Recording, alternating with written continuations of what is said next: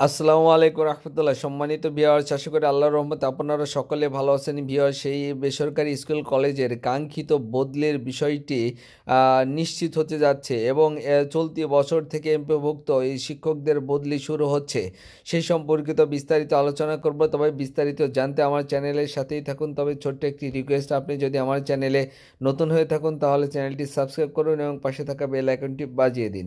চলতি বছর থেকে এমপিওভুক্ত স্কুল কলেজের সব শিক্ষকদের স্বয়ংক্রিয়ভাবে বদলি করা হবে বলে জানিয়েছেন শিক্ষা উপদেষ্টা ডক্টর ওয়াহিদ উদ্দিন মাহমুদ।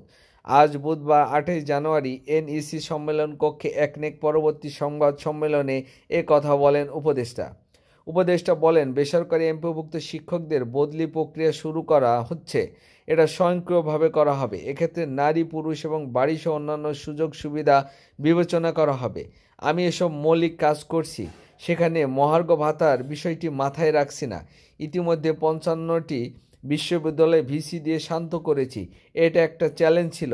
উপদেষ্টা আরও বলেন, করোনা ও গণ অভ্যুত্থানের কারণে আমাদের দীর্ঘমেয়াদী একটি ক্ষতি হয়েছে। এটা জনমিতির সুবিধার ক্ষেত্রে জনসংখ্যার বয়স কাঠামোর মাঝামাঝি সময় চলছে।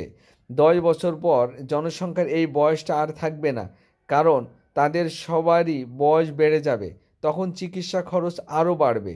তবে সুশাসিত গণতান্ত্রিক শাসনে যদি উত্তরণ হতে পারি, তাহলে এই ক্ষতি পুষে ওঠা সম্ভব নয়।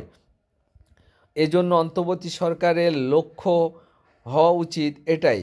আমাদের অন্যতম প্রধান লক্ষ্য হলো একটি ভালো গণতান্ত্রিক ব্যবস্থার ভিত্তি রচনা করা।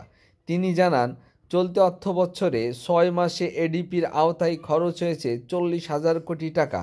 গত অর্থবছরে একই সময়ে খরচ হয়েছিল 62,000 কোটি টাকা। এতে এডিপি বাস্তবায়ন কিছুটা কমেছে, কারণ আমরা অনেক প্রকল্প যাচাই বাছাই করছি।